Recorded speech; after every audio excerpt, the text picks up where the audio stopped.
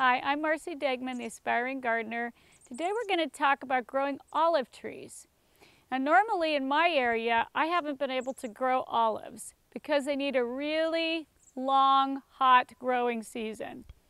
But there are olives that they've come up with recently that are dwarf olives. This is an Arbequina olive. It's a Spanish olive and it can grow in my region.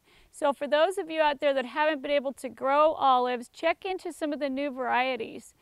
Now the reason this one is possible is because it is an early flowering and early fruiting variety, so it doesn't need quite the length of season that some of the others do. Most olives grow in Mediterranean regions or hot regions of California. But this one, and it doesn't need a pollinator, it doesn't need 8 hours a day, it doesn't need a long season. All it needs is a big container or a small spot in your garden. Now the thing about olive trees that most people really like is that they've got evergreen foliage, and as they get older they get kind of twisted and the bark is really attractive. So it's a good landscape tree as well as a fruiting tree.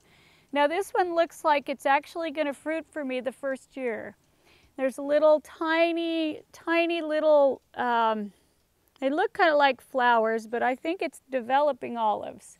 So it's a really fast fruiting tree. You don't have to wait 10 years.